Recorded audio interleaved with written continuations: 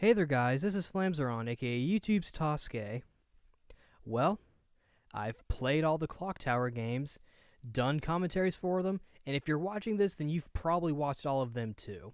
So I figured I should do a little recap like I did for the Mega Man X one and whatnot. Just talk about each of the games, including two others that are similar. One of them is actually more closely related to Clock Tower than one would assume. But yeah, just gonna give my thoughts and do some story tidbits as much as I can, at least. And obviously, the first one we're going to talk about is the first Clock Tower game, Clock Tower: The First Fear, for the Super Famicom and PlayStation. Which, by the way, there actually is a fan translation being worked on the PlayStation version, which apparently, from what I heard, is going to be more faithful to the original source material, because apparently the Eon Genesis Super Famicom translation wasn't, even though that's the one most people have played, so that doesn't matter. But anyway, Clock Tower: The First Fear, definitely a really fun game, and yeah, a really fun game, and definitely one game you should definitely try picking up.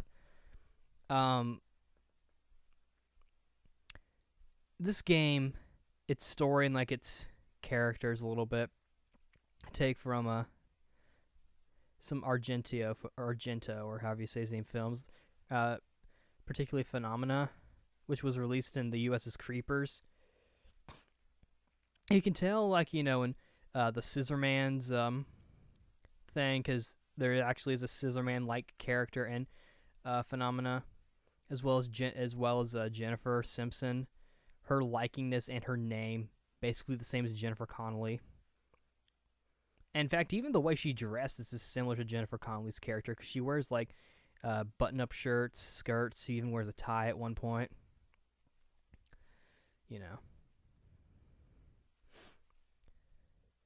Just basically her style. And of course, the Miss Mary character also has, another character, or a character in this game, or in the. My mind is dying. It's like 5 over here. So, Miss Mary has a counterpart in Phenomena, or I guess it's technically the other way around. Though I believe, or I've heard, that the Miss Mary character also came from one of the other films that he did. But anyway, I have seen Phenomena, or at least I tried to. It was actually kind of gross to me, and couldn't eat for like a week. But I did watch it. It is quite the movie, and I definitely saw some similarities between Clock Tower and Phenomena. But I don't know. If you're a fan of this game, you probably have already heard about Phenomena, because in this day and age, when you like something, you tend to do research on it. The game itself, obviously it just sets the stage for the entire Scissorman dealio and the whole Barrows thing, the Barrows family line of murderers. That's essentially what the plot of Clock Tower is about. But definitely a decent game, and it's interesting. It does. Well, I don't know what all I can say about it. I really enjoy it. It was one of the games I kind of got into like during middle school, where I started getting more into like emulation and whatnot. So I kind of have a soft spot for it. I've never completed it. I have seen Let's Plays, or a Let's Play. I saw Madame Luna's Let's Play, which I'll put a link in below, as well as anything else I need to link in this little recap dealio. But overall, this game's actually pretty good. I don't know where I'd put it, but it's definitely one to try. And if you plan on playing Clock Tower, or playing the retro Clock Tower games, this is definitely one to maybe start with, because then like your standard bar won't be set as high with the other two. Now, like most good games, it got a sequel, or some games do. Some stuff gets sequel. Clock Tower 2, or Clock Tower as it was released in North America, because we never got the first Clock Tower. So this one was actually technically the first one we got. And this is also the most recent Clock Tower game I've gotten, which kind of brings my collection to a close for the most part, except for the first Sphere, because I don't actually own that one. This one I've played the least. In fact, my commentary that I did for it was blind. Like, I had never actually played it before, and I think I mentioned that in the in the commentary itself, and also the music died out on me. That's why you kept hearing me go, dun dun, because I wasn't actually hearing anything from the game. I could only hear what I was saying.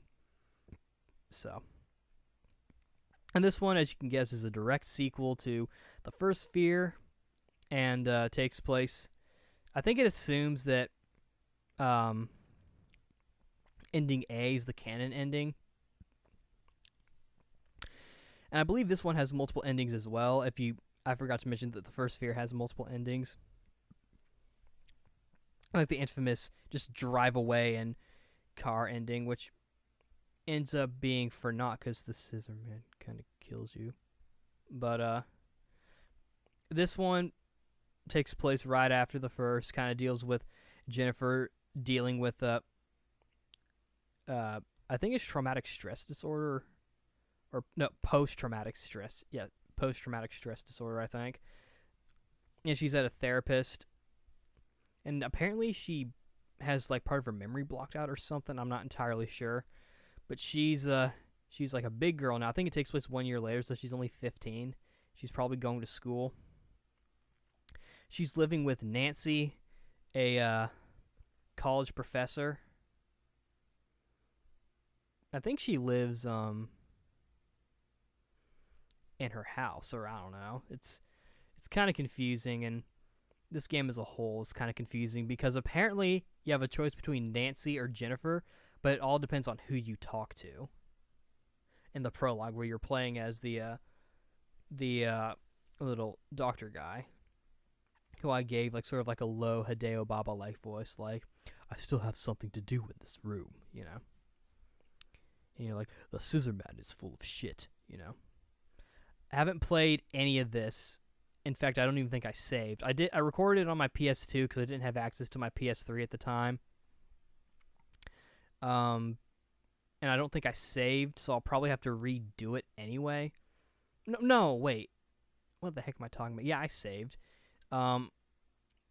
But due to not having the audio, I couldn't really tell, you know, how close or how far away I was from getting away from Scissor Man, who actually is a different person. And in the PlayStation version of the first Sphere, they fix it to where it makes more sense as to why there'd be another Scissor Man. It's actually Danny Barrows, I think. Yeah, the first one's Bobby Barrows.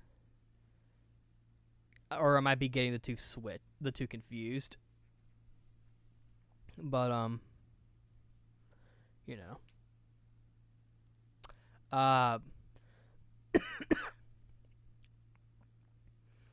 So the first Sphere changed it to where, you know, you see the spoilers, the ashes or something. Essentially, they try to connect it more with the first game or the second game. So yeah, and I haven't played all of this one. I think they end up killing Danny or Bobby or whatever. So that ends that whole Scissor Man crisis, which I can kind of understand. You know, why, you know, the next game in the series would be a little different. But as far as this one, I can't say too much about it because I'm just not that far in it. Though I do find it interesting from the standpoint of, you know, an epilogue. I really like, you know, when stories continue after the actual ending, you know. And that's why I'm excited for Battle of Gods, and that's why Saint Seiya Omega is really enjoyable, as well as, you know, other stuff. And, of course, the future arc in Tales of Graces, you know. I really like seeing stories continue, because you get a chance to see that other world, and they can continue for as long as the author wants. Heck, for my personal story that I'm eventually going to publish, I keep continuing it, and I keep ending it, but then continuing it. I keep making more and more of an epilogue, and at some point, you know, it'll probably end up ending when I die, but hopefully that won't be for a while. Who knows, maybe the Scissor Man will come and get me. I hope not. I have swords. I can defend myself. Next on our list is Clock Tower 2, The Struggle Within, or Clock Tower Ghost Head, as it's called in Japan. And I think that's the most, I think that's the generally accepted title. It's like Tales of Eternia versus Tales of Destiny 2, where it was called one thing in North America, but then, one region got it, remakes and whatnot, or re-releases, and then in like the fandom it's become generally accepted to be called one. Like everyone just calls it Tales of Eternia because that's what it is. But I call this one just The Struggle Within.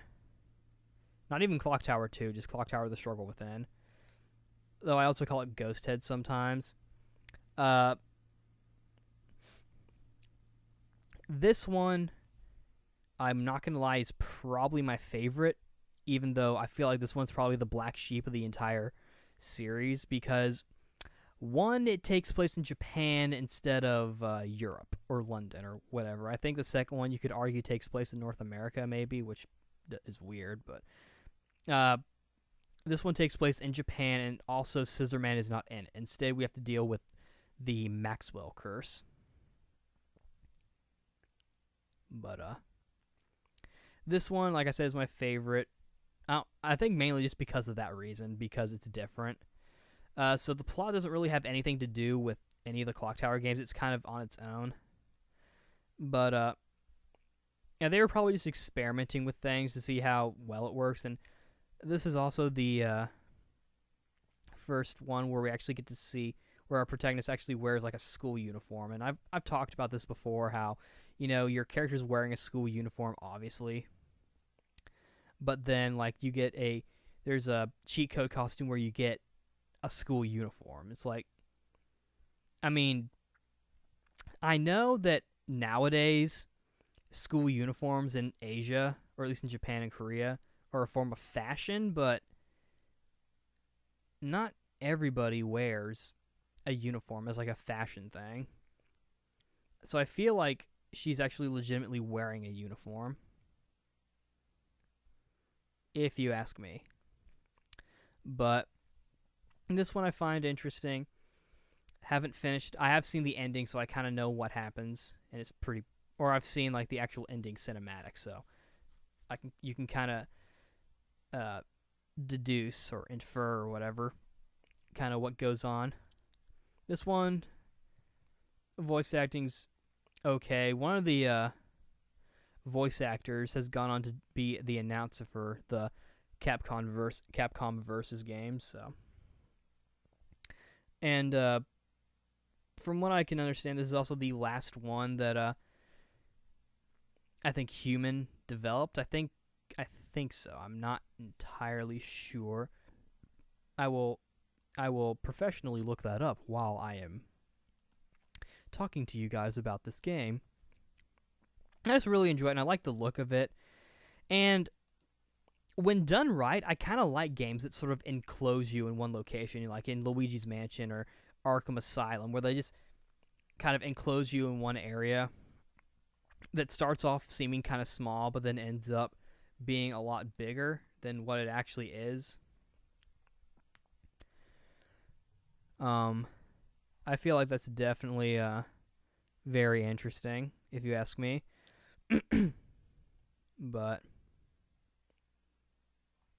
so like I said, this one is my favorite. I've said that 3 times now, kind of rambling a little bit, but and I like the little quips. That one quip she makes about the Clock Tower poster. She's like, "This isn't a game." That's pretty funny. And of course, since this game takes place in Japan, and the Japanese version, these characters have Japanese names, but they were renamed. I believe Alyssa, our protagonist here, Alyssa Hale, her Japanese name is Yu Mitoshima, I think. I believe so. I am not entirely sure. But it was changed to Alyssa Hale. Which, yeah, Yu Mitoshima. And of course, Bates is called Sho.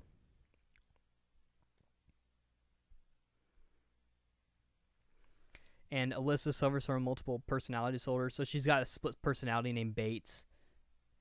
And that can be pretty interesting because Alyssa's entire speaking changes, and of course in the game it's a different voice. And in Alyssa's head, for all we know, she could be hearing a different voice when she talks. We don't exactly know what goes on in those kind of people's heads, but she suffers from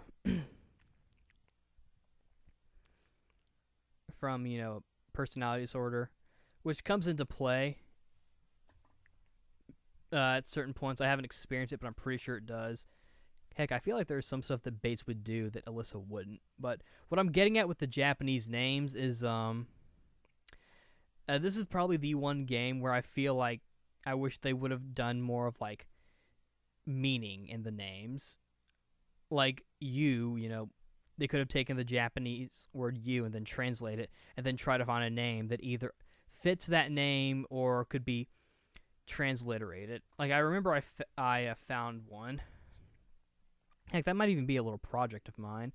I should do that. What would you guys think about me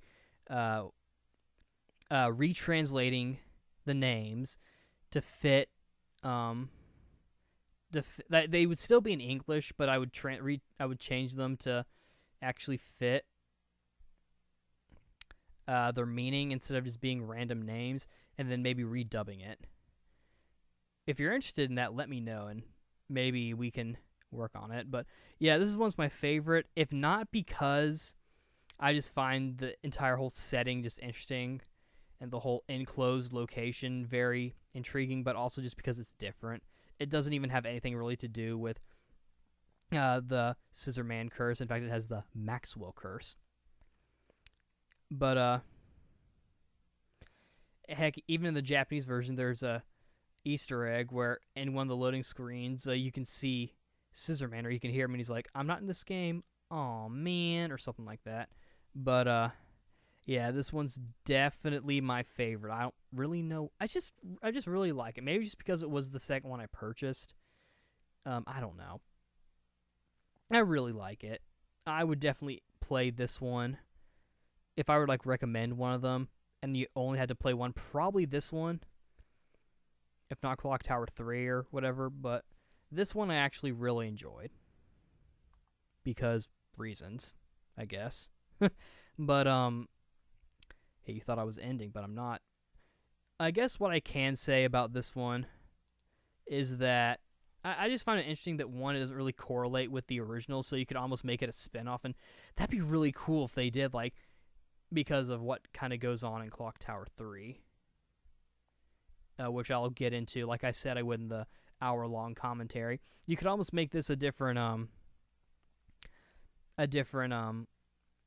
completely new franchise with this one game, and then you can carry that on, and then maybe in the future, you could try to revisit Scissor Man. I don't know. I feel like this would be a good, either a remake of the original, which is ironic, or a continuation of this one. I think would work for a reboot of the franchise, which I think has been hinted at. But and of course, this game has multiple endings, several of them being death. There's this one character named Shannon Lewis, I think her name is, and she hates Alyssa because Alyssa's adopted, and Shannon is basically butthurt about it for Alyssa being brought into her family. I don't know for sure, but I think she may be living somewhere else, or I don't know. It's really kind of it makes you kind of wonder, because in the game, Shannon tries to kill Alyssa. Spoilers for a 10-year-old game, but or maybe 9 or 8 years. But it makes you wonder what the dynamic between those two were on a regular day. Did Shannon have to basically just be locked up and stay away from Alyssa, or did Alyssa have to do other stuff? Did she have to check her food to make sure it was poisoned? Did she have to wash her uniform often because, I don't know, maybe Shannon put ticks in them, and when Alyssa would put on her uniform, the ticks would I don't know. But Yeah, overall, this one's my favorite.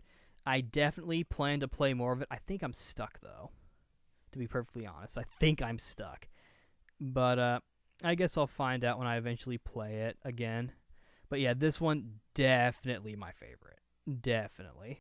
Next, the most recent Clock Tower game, technically, Clock Tower 3 for the PS2. Oh, and Clock Tower 2 was for PlayStation, and Struggle Within was for PlayStation as well. But this is the one that kind of breaks the mold a little bit, but also kind of comes back to what makes Clock Tower at the same time. This was actually the first one that I played, and I got interested because I saw screenshots of it, and Alyssa was wearing a school uniform. Then I saw an ad that confirmed that she was wearing a school uniform. Like, must play this game. Schoolgirl, oh my goodness, my teenage penis is growing.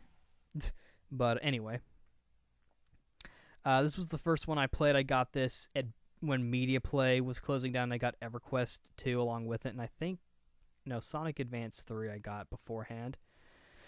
Oh, and I also got Arc the Lad. That's the game I was thinking of. Anyway, and I played this one, I think, last or first or something, and when I was actually playing through this game, because this one is actually the farthest I've ever made this. I'm actually almost done with this game. I'm at the final boss. And I did use an FAQ to help me, but that's because I wasn't good at these kind of puzzle-like games. These kind of games that make you search. It's still very much a point-and-click-like game, except you can actually move around. It's more like the Strong Bad's Cool Game for Attractive People PlayStation 3 version, where you can still move around, but you can like click on stuff. It's like that. I don't know how to run, though. Oh, wait, no, they just let you run from the get-go. But in this one, it's just completely free movement. And it's actually kind of interesting because they kind of cloak it. It doesn't really seem like a point-and-click game, even though it actually is. Technically. This one was made by, partially by Capcom, so they kind of put their hands on it, and that's partially why it plays the way it does. Probably just to make the game more modern, and it probably appeals more to other gamers as well, more modern gamers, if you ask me. But this one, I enjoyed it. It definitely has more of a gritty look than the others. I mean, this one especially. This one goes back to London, and our protagonist's name is actually Alyssa, and that's the main reason why I hate that they named you Alyssa.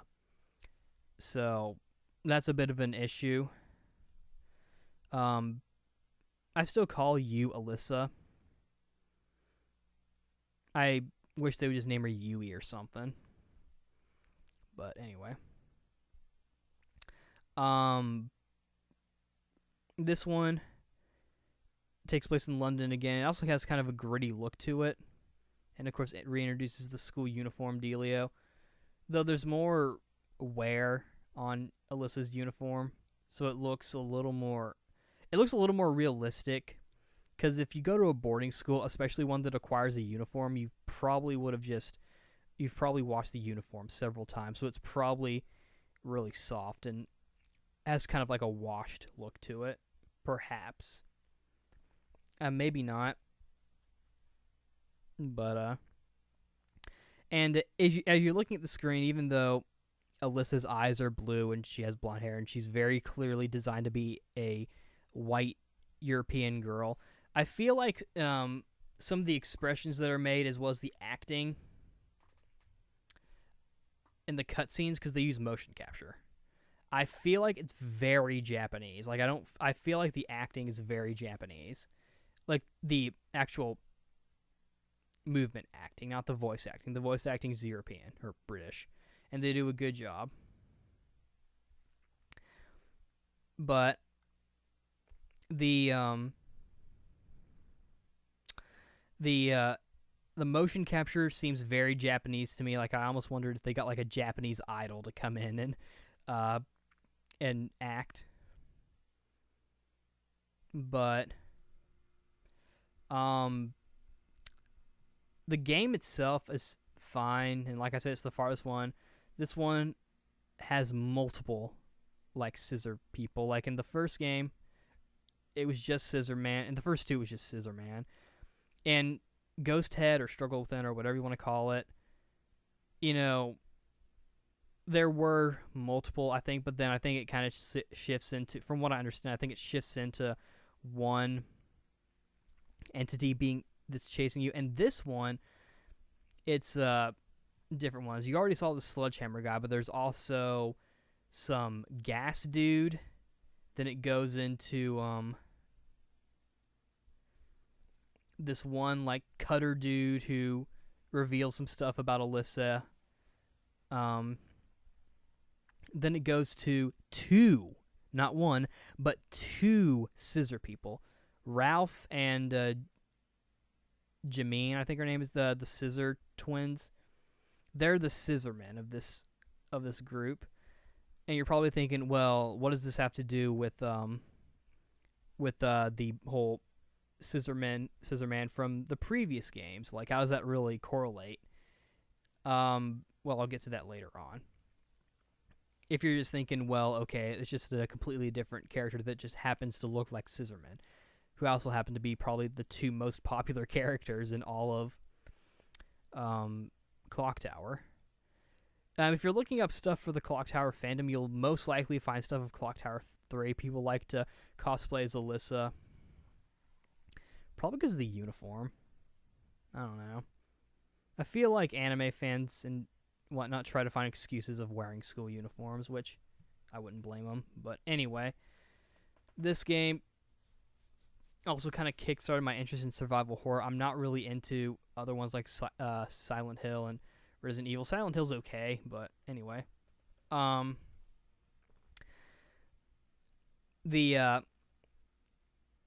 of course the cutter dude, he reveals to Alyssa that, for one thing, her mother, gets captured.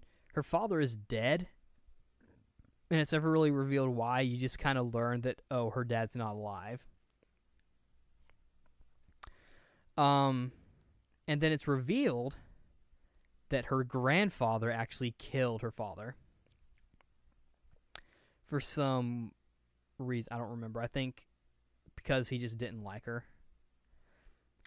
And then it's also revealed that Alyssa and her mother are part of a family of demon hunters called Rooters. And Alyssa is the latest Rooter.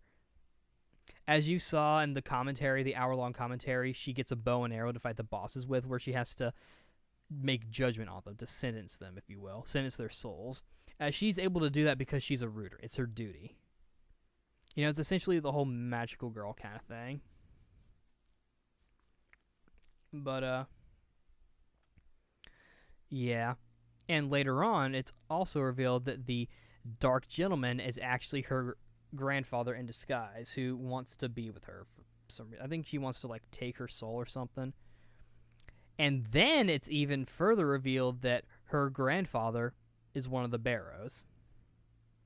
Yeah, you're wondering how this correlates to Scissor Man, and you're probably wondering what I meant by this one kind of closes things up, if you remember my commentary. Well, it turns out that is one of the Barrows, or he's one of the Barrows, I'm pretty sure. So it turns out that basically Alyssa is related to the Scissor Man, to Bobby and whatnot, and Miss Mary, and all those other characters you meet in the first game. It's actually kind of an interesting twist when you think about it.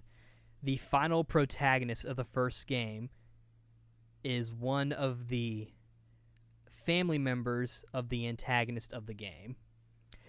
It's very similar to Zero and Mega Man series, who's created by Dr. Wily.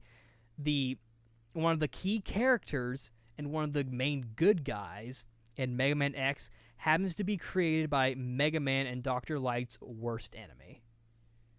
It's very, very interesting how that all plays out. I find that very interesting, and now I'm going to have to throw that into one of my stories. I don't think I ever have. Well, I'm going to, but you'll find out if you read it. But yeah, so it turns out Alyssa is basically related, and I could be getting some facts wrong because it's been a while since I've played this. But I've been trying to kind of find connections with this game and the other two, Clock Tower First Fear and Clock Tower 2. I've been trying to kind of, because it just seemed like this game just kind of came out of nowhere and was more or less a spiritual successor to Ghost Head, which I don't think that's the case. Because one, the final boss is, I think the latest Barrows, or the earliest Barrows family member. And of course, the Scissor twins are in it, which are one of the early versions of the Scissor Man family, the Barrows. They're one of the earlier murderers. I mean, not all of them were bad. Heck, and if you read up the lore in Clock Tower, you'll learn that the very first Scissor Man was actually killed by his father. So it's it's all very interesting when you kind of look at the whole Scissor Man thing. You can find a lot of information on wikis and whatnot, and there's one wiki in particular that I'm going to link, and one website and a forum and whatnot, as well as that Let's Play I was talking about. But this one in particular, this is kind of what I meant by saying it kind of wraps things up, because you essentially, at the end of the game, kill the earliest member of, one of the earliest members at least, of the Barrows family. Not to mention, you are, the character you're playing as is like the latest member indirectly of the Barrows family. So there's a little bit more of a damage control and being one of the family members, because if you're not one of the family members, there's only so much you can do being on the sidelines, but you're actually in the line of fire. You are actually part of the family, which I find very interesting. And that also, if you're trying to solve the issue, to kind of, it gives you room to try and fix things. Which, that's good news for Alyssa, because she has more control. Now, I don't think she takes note of the whole history of the Scissor Men when she's reading up on information of her grandfather. But, that's just my recollection of things. I'll probably do more research later on and maybe do an amendum of it and be like, I'm sorry, I screwed up. But I'm pretty sure that either Alyssa's grandfather is either being possessed by one of the Barrows or is one of the Barrows, and I'm pretty sure he is one of the Barrows.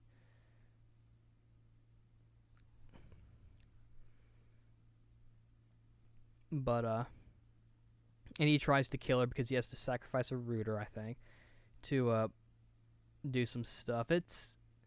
I don't remember too much and the boss itself has been giving me so much trouble. I remember there was one time when I was at college when I got so close to beating him. I found a pattern, but something happened. I screwed up, and I'm just like, fuck!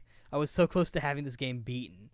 And I originally wasn't planning on beating it because I just thought it was too hard, so I looked up the ending on a YouTube, and I found out that, all that really happens is that Alyssa hugs her boyfriend. He's like, yeah, I'm home. It kind of ends like that.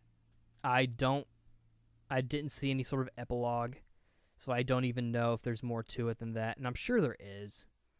And maybe one day I will finish it, but definitely a good game, I'd recommend it as much as this is probably my second or third favorite under Ghost Head and probably the original.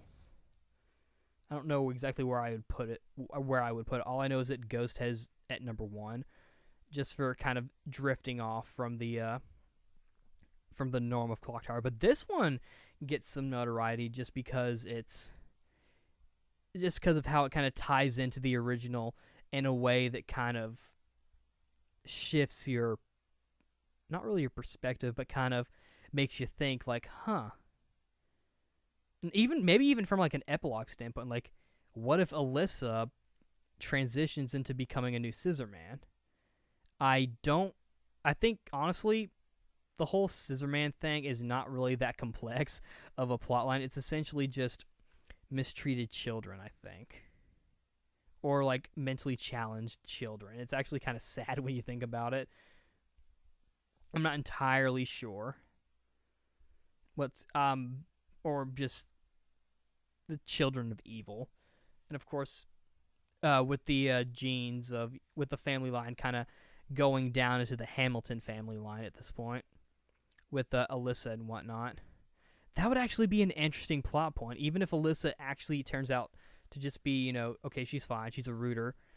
But what if her genes, her Barrows genes, goes into her child or her grandchild, and the family line kind of shifts a little bit, and it becomes a more modern setting, maybe even futuristic, where you're playing as someone on the sidelines who ends up becoming involved in this in this issue that seems to be going on.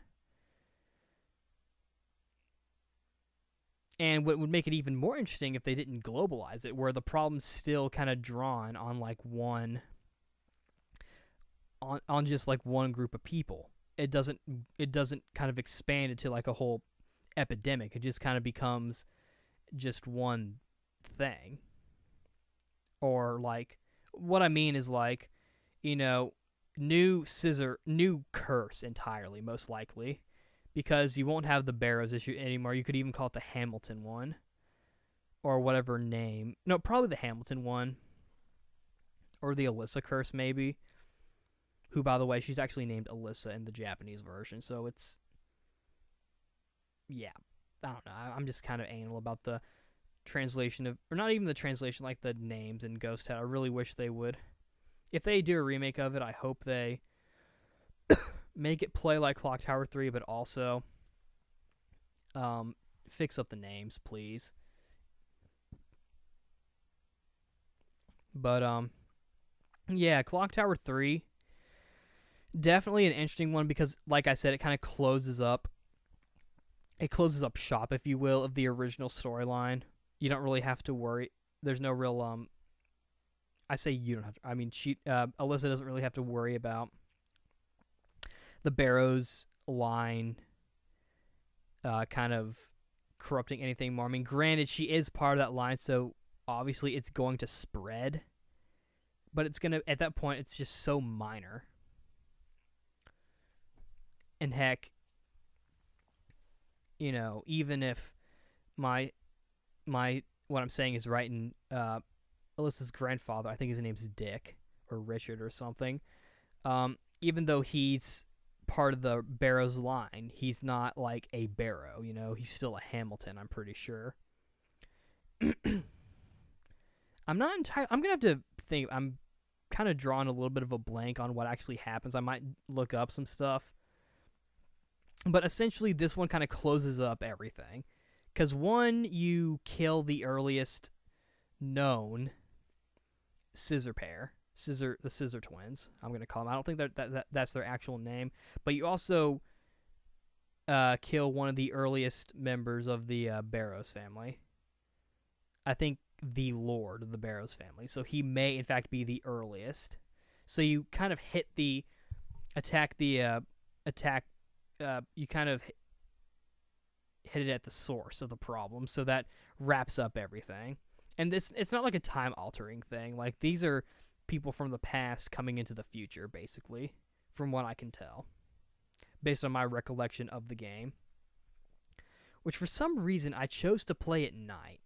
I think just to try and scare me, though now it's not even that scary, You get to a point where stuff's not really that scary to you. Demon Souls was kind of scary when I first played it. This game, first time I played it was scary, but now, not so much.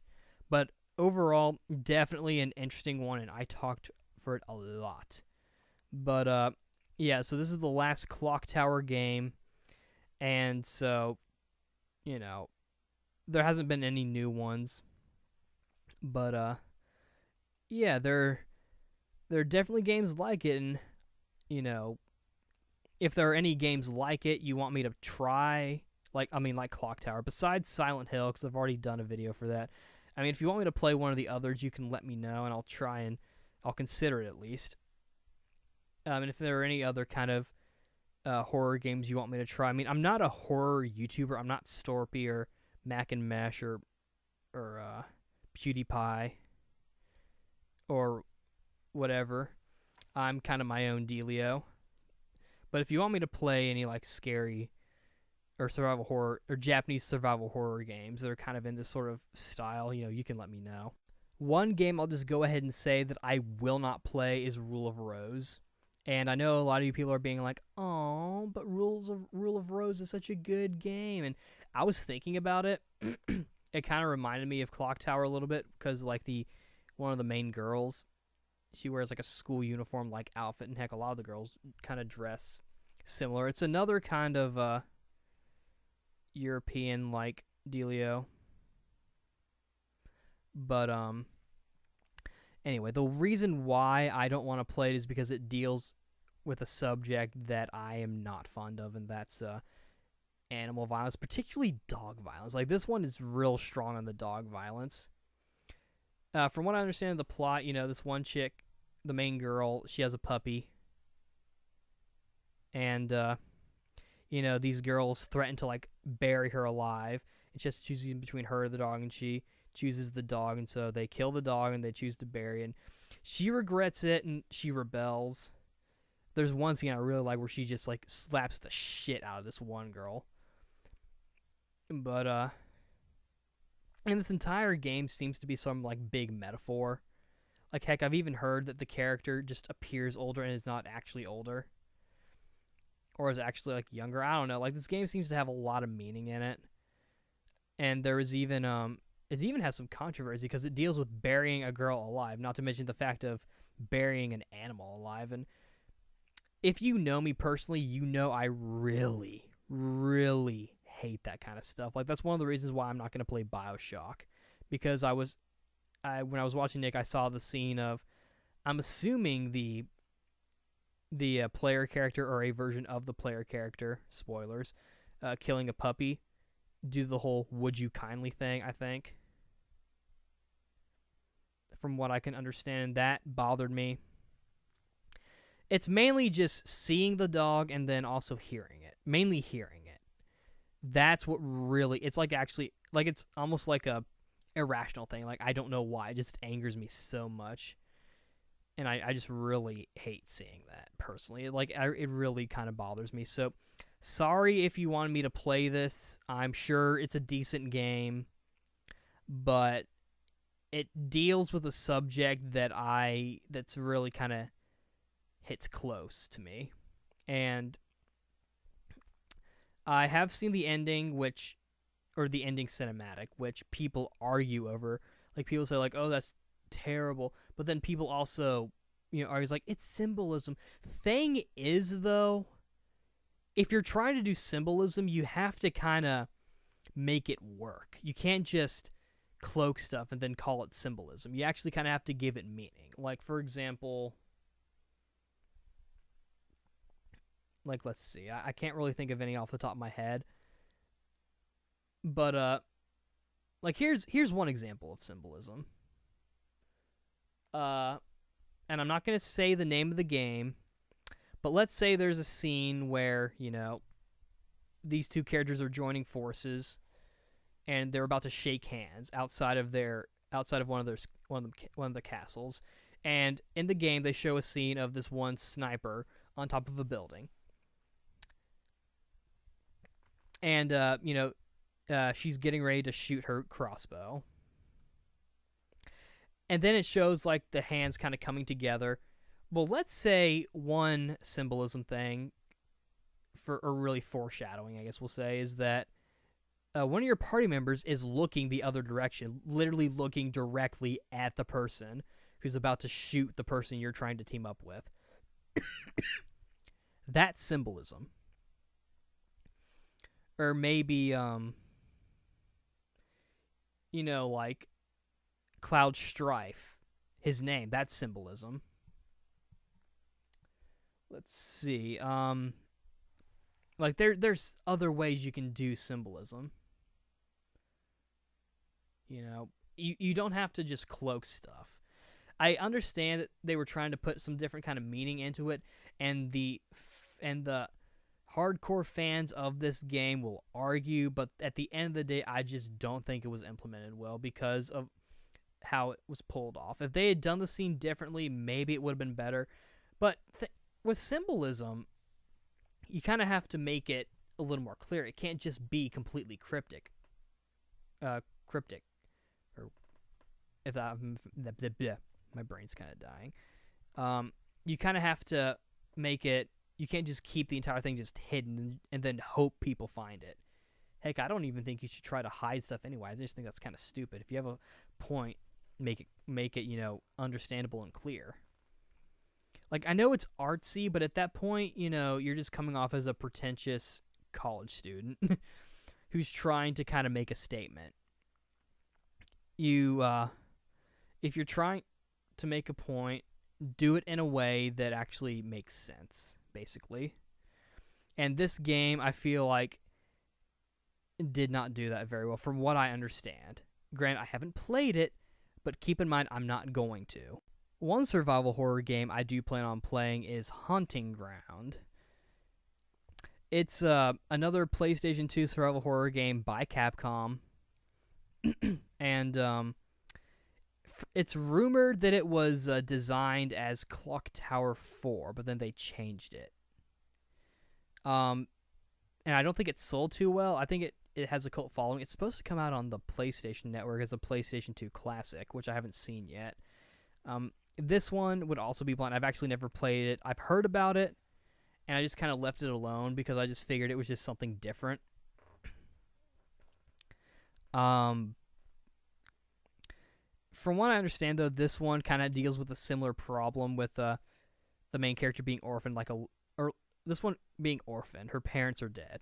With Alyssa, she just lost her father. And this one, Fiona, her name is, I think, Fiona Bell, her parents are dead. She's also in college. She's like, 19, 20 or something.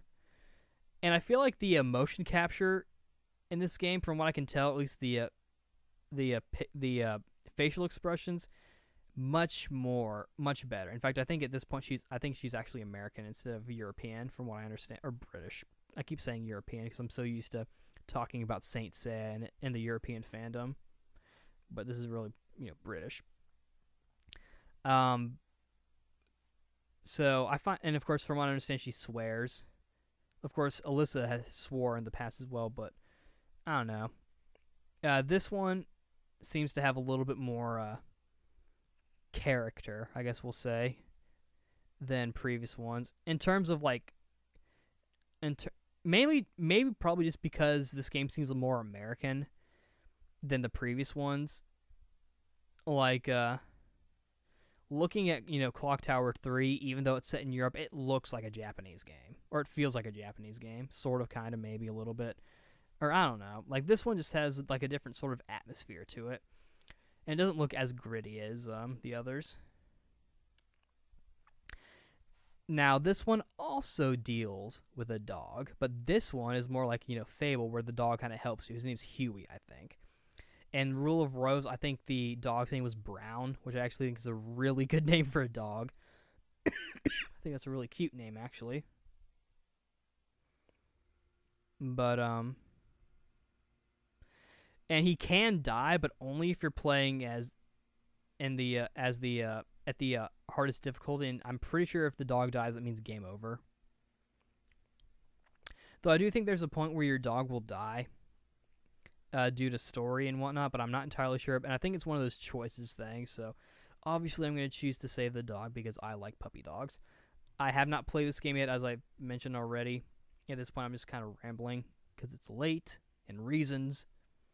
But, yeah, I do plan to eventually try this one out, and I'm going to try to at least. I think I have it on my GameFly. I'll have to check and see what the status on it is. Right now, I've got another game from GameFly, and I'm kind of just going to kind of play it by ear at this point. So I'll do this video later on. I'll obviously do a commentary on Haunting Ground, and it'll be treated as another addition to the Clock Tower commentary series, as well as something separate, especially separate if it turns out that it's not actually Clock Tower 4. But anyway, look forward to this one, I guess, when I eventually do it. Now, since I mentioned remakes and reboots, I should probably note that there actually is a reboot or a remake or whatever of Clock Tower 1, The First Fear, being worked on. It was originally called Clock Tower Remothered. Now it's just changed to Remothered. Probably because I think this game is actually It's not just an indie game anymore. I think they're actually trying to put it on like Wii U now. Like it's coming out on PC and Wii U apparently. It's going to be another point and click one, but I think it's going to be more like Clock Tower 3 where you can kind of move around, but it'll be in a 2D setting from what I understand. And like I said, it was designed as a remake of Clock Tower 1. Heck, there was even footage. They've been working on this for a while. It might even be in like development hell, and I hope not. But it's got the tagline, "Then the Virgin meets the devil." Don't really know what that means, but whatevs. Or I don't know. What I mean is we don't really know how it's going to correlate to the story, I guess we'll say. I mean, I'm not up to date on my Bible readings, but, you know. Yeah, this one we don't know too much about. We've only seen so much, and they kind of seem to be under the radar a little bit. But I definitely want to give it a try when it comes out, especially if it comes out on Wii U. That'll give me a reason to buy one even sooner, because I already want 2 games on it. This will be a third, and if it sells well, they'll probably make more. In fact, I think it's going to become a new series, too. Jennifer's been kind of altered a little bit. She still kind of has, like... They changed her last name to Sutton, I think, instead of Simpson, probably to, Jennifer Simpson. Which, that's fine, but... And obviously also design. She looks a little different. There was also some weird design pictures where she looked like she was like 12. Which, that's not really how 14-year-old girls look, but whatevs. I think they changed her to 15 or something. But, and of course, this one has, it has a scissor man like it has the Red Nun. There's only so much we know. We really don't know that much about this game based on what we've been told. And they've, like, scrapped ideas and, like, redeveloped it. And, like, this game's actually gone through a lot of changes. Heck, you could almost call it just a tribute or a spiritual successor to Clock Tower. Heck, it's not even called Clock Tower anymore. It's now called Remothered, which I'll put a link in the description to the Facebook page if you want to check it out. And that concludes this recap. I mean, I can't really think of anything else to say. I do want to note that there are 2 communities of Clock Tower that could use a lot of love that I'm part of. The first one's relatively new. It's called Stalking Insanity. It's a website run by one of the frequent members of another message board called Don't Cry Jennifer Forums, which I used to frequent a lot. And she's trying to make a Clock Tower website. And she's actually really knowledgeable about the series. It hasn't updated too recently, but they're still trying to grow, and it'd be nice if you could give them a lot of attention, and they've got a lot of info, actually, like stuff I didn't even know about. Like they got design stuff. They've got translations of the manga. They've got 2 translations for friggin' Struggle Within. It's like, we're gonna please both fans, but definitely worth checking out. They have a lot of info on there. And of course, they're trying to work on a wiki as where they're basically trying to become the Kanzenshu of Clock Tower, which I think that's kind of cool, or the Abyssal Chronicles of Tales. And of course, also Don't Cry Jennifer Forums, which is a community, like just a forum of Clock Tower, and that's also where the